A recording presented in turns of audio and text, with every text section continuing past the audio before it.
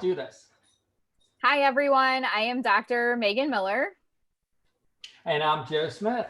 and this is We'll Decide Wednesday. Joe, do you want to explain to some of our first time listeners what We'll Decide Wednesday is? Yes, it is a special segment of the Do Better podcast. This is where every Wednesday we get to spin a wheel that decides what topic we talk about on every Wednesday. So for this Wednesday, we have a new wheel with some topics that we haven't talked about yet, some that we have, some topics that are probably brand new.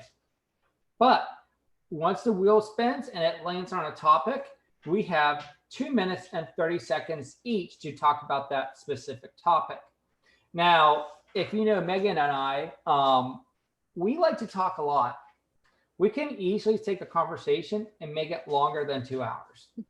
So, this is a way to limit ourselves, but also to have some fun and maybe talk about ABA principles, but maybe share a little bit about ourselves with you as well.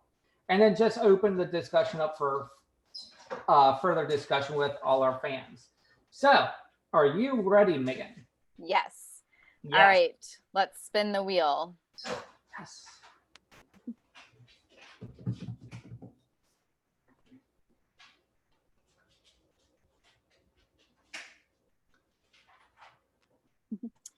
Oh man, it got cut off, but it's what are the biggest challenges of working in your current setting? Let me scroll down. What did you give up on and what did you overcome? And this was submitted to us by Buffy, who's been a long time, Yes. I think one of our first listeners of the Do Better podcast. So she'll get some swag. And I apologize. I know I sort of mentioned this last week, but for Eric and I think we have Eric. Is it Lauren? And Susan. Okay. And Leslie.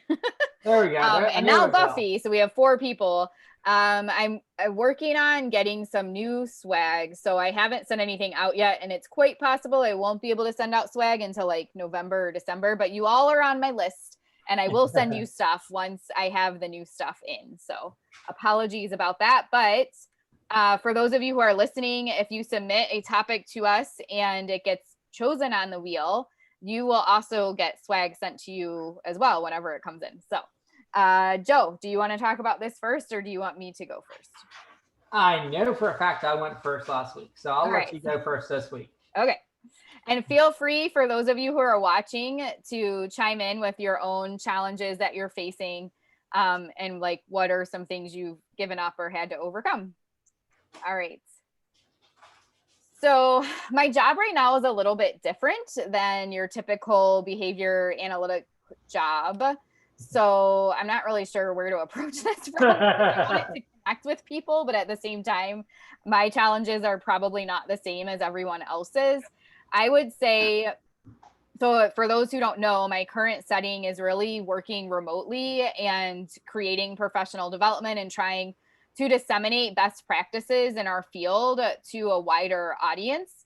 And I would say that the biggest challenge with that right now that I'm facing is not everyone agrees on what those best practices are. So it seems like for every several people who contact me and are excited to learn about some of the advancements and humane, compassionate interventions that I'm promoting and engaging with, there's at least one person who questions if it's scientific enough, if it's in line with previous research, if it's appropriate, like just it almost feels constant at this point. And I was actually talking to someone the other day about this, where it seems that like for our time, you have different generational things that are happening. So like for Steve Hayes's generation, so like older, you get like the rift between ACT, RFT, and like verbal behavior.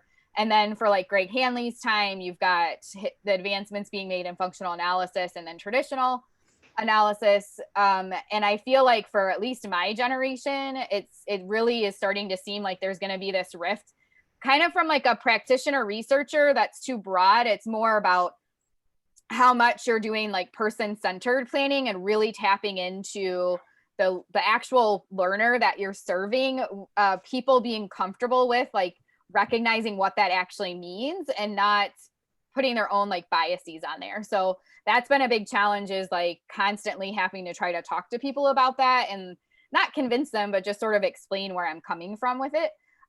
What have I given up? At this point, I don't really give up things. It's like, if it doesn't bring me joy, I'm not doing it. So I'm at that point in my career where I'm just like, if that's not bringing me joy, I'll just stop doing it. And that's my time. I don't think I answered all the questions, but I tried. Hey, that's okay. What's mostly important for this is that you are actually hitting that mark of 2 minutes and 30 seconds. So, but no, I'll tell you what, I love that from your perspective and everything, it's interesting to see that what's challenging for you is completely different than my challenges right now. So can I go, Megan? Yes, of course. All right. So I'm going to go. All right. So for me, like right now, I'm a newer BCBA in the field. And right now, where I'm at currently, the challenges that I'm facing is, where can I go? That I'm facing a lot of different areas that I just haven't experienced before in my life. Just because I was a special ed teacher for 12 years. Now it's a whole new different kind of ball game that I'm working in. It's new lingo, it's new procedures. Before I felt very restricted as a special education teacher, and I didn't have the freedoms to do what I thought was right. I was binded by all these different types of red tape, and was told, you can do this, you can't do that. And then it kind of just made me feel like I was very claustrophobic. Now I have so much more freedom, and just trying to find out what's the most effective way of handling certain issues, because it's up to me, and be the most ethical, efficient BCB as I can, and in a new field that I went to school for, but there's still a lot of things for me to learn. That has been challenging for me. And then the drive time, that's a new one for me, because I'm so used to going to one place and, hey, that's where I'm at all day. Now I'm like here, and I can adjust my schedule as I need to. So that's been an interesting challenge for me as well. What did I give up on? Right now, I think the biggest thing I gave up on is